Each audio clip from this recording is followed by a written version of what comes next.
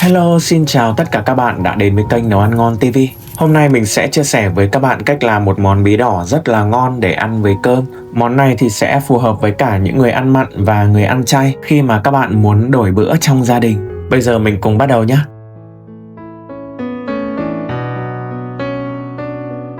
Nguyên liệu của món này chỉ đơn giản như vậy thôi.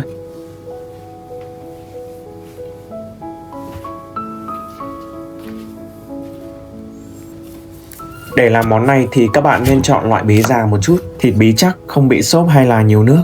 Sau đó thì các bạn gọt vỏ và cạo hết phần ruột đi. Mình cắt bí thành từng miếng dài và có độ dày khoảng 1 cm.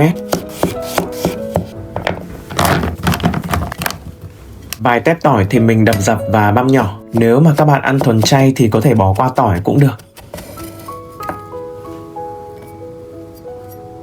Bây giờ thì mình sẽ trần bí trong nước sôi để một lát nữa bí không bị ra nước và bám bột tốt hơn. Thêm vào một chút muối. Mình luộc bí khoảng 1 phút sau khi nước sôi trở lại nhé. Sau đó thì mình thả bí vào trong nước lạnh để làm nguội bí. Thì bí sẽ không bị chín quá nha. Vớt ra để ráo nước một chút. Sau đó thì cho lại vào trong thố để trộn. Mình đập trứng trước sang một cái bát và quậy đều.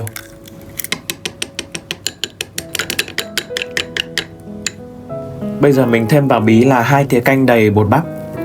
Tiếp theo là 2 thìa canh đầy bột mì. Sau đó thì đổ trứng vào luôn.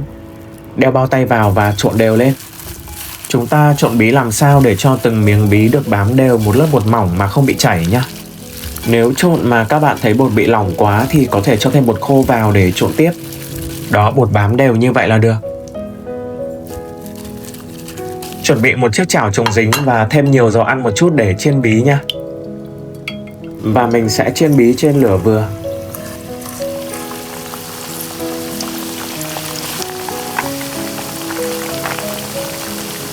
Đó, chiên cho tới khi miếng bí lên màu vàng đậm như vậy là được rồi. Vớt ra và để ráo dầu nhé.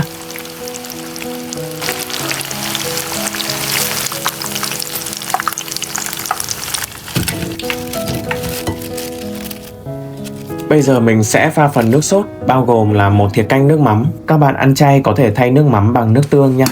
2 thìa canh đường, nửa thìa hạt nêm, 2 thìa canh tương ớt, 1 thìa canh giấm, thêm vào 3 thìa canh nước lọc nữa. Trộn đều lên một chút nha. Rồi sau đó lại bắc chảo lên bếp, thêm vào 1 thìa dầu ăn vừa mới chiên bí.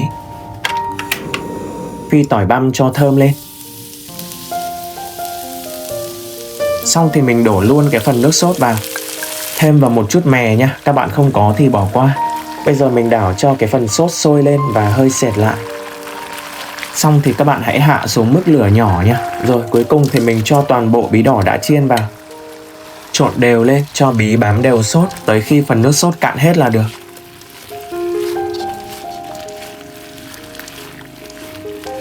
Đó, từng miếng bí được bám sốt bóng kẹo như vậy là được. Cuối cùng mình cho ra đĩa thôi. Món này ăn nguội mới ngon nha. Mình rắc lên một chút mè rang để trang trí.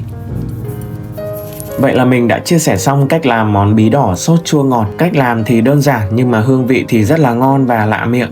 Các bạn có thể làm món này để thay đổi trong bữa cơm gia đình. Và đặc biệt rất là hợp với các bạn muốn ăn chay. Để nguội thì món ăn sẽ tròn vị hơn và không bị gắt. Ăn với cơm rất là đưa cơm.